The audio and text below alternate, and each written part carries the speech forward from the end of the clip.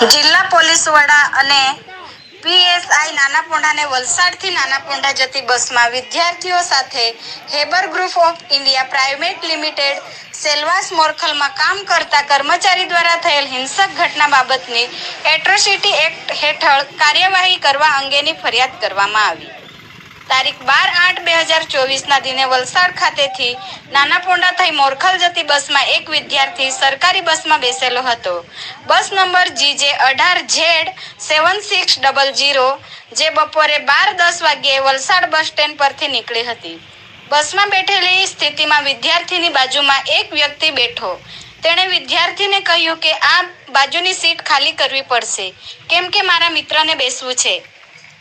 તે સમયે બાજુમાં કોઈ ન બેઠેલું હતું એટલે એ મિત્ર બેસી રહ્યો.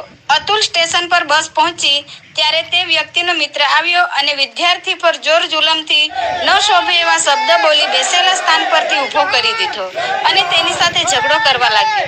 તેણે જણાવ્યું કે આ સરકારી બસ નથી પણ પ્રાઇવેટ કંપનીની બસ છે, તમે બીજું વાહન પકડો. આટલું કહેતા અને વિદ્યાર્થી સાથે ઝઘડું કરવાનું શરૂ કર્યું અને એનો ફોન ખેંચવાનો પ્રયત્ન કર્યો.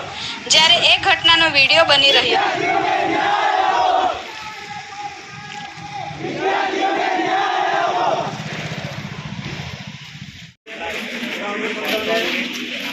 પીએસઆઈ આપણને પૂરેપૂરું આશ્વાસન આપ્યું છે કે આજે જે બસ આવે એમાં જેટલા પણ વિડીયોમાં જે ચહેરા દેખાતા છે એ આજે નીકળી જવામાં આવશે.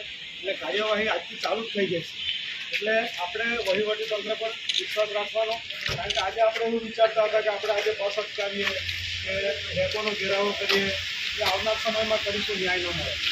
એટલે આજે આપણને આ વહીવટી તંત્ર પર સંપૂર્ણ વિશ્વાસ છે. અમારી સાથે 5-7 આગેવાનો પણ હતા, વિદ્યાર્થીઓ પણ સાથે જ હતો અને સાહેબે પૂરેપૂરો વિશ્વાસ આપ્યો છે કે આજે જ એમના પર કાર્યવાહી ચાલુ કરી દેવામાં આવે.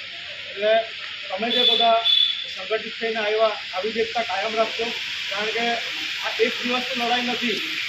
આ કોઈ પણ સાથે અન્યાય થાય તો બધા એક થઈ જવાનું. આજે આ વિદ્યાર્થીઓ સાથે પ્રશ્ન બન્યો તો તમે બધા એક થઈ ગયા. આવી જ રીતે આપણા વિસ્તારમાં હજુ બહુ બધા પ્રોજેક્ટ આવતા હશે, પાનતાપી, ભારતમાલા, ત્યારે બી કોઈને તકલીફ પડે તો ત્યારે બી બધા એકજૂટ થઈને આવજો.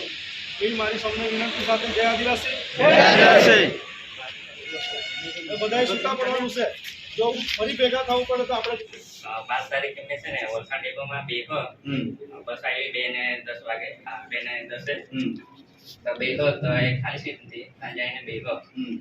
બાજુમાં એક ભાઈ હતા, એ કહે કે અહીંયા તમારે આ સીટ ખાલી રાખવા પડશે કેમ કે અમારો ફ્રેન્ડ આવતો છે, અતુલથી બેસતો છે.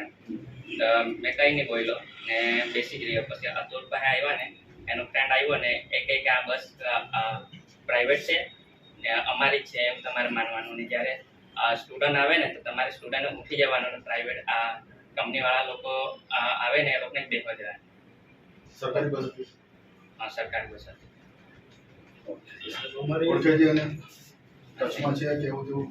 અતુલનો છે સાહેબ, અમે ઓળખીએ છીએ સાહેબ. સાહેબ અમારી આપ સાહેબની વિનંતી કે આવું તો વારંવાર બનતું આવ્યું છે અને જે કર્મચારીઓ છે બધા કર્મચારીઓ એવા નથી. વિદ્યાર્થીઓ હોય કે કોઈ વડીલ હોય એમને બી ઉઠાડી મૂકવાની ઘટના બની છે. એવી ઘટના બીજી ન બને એના માટે એક દાખલારૂપ કાર્યવાહી કરવી જોઈએ સાહેબ.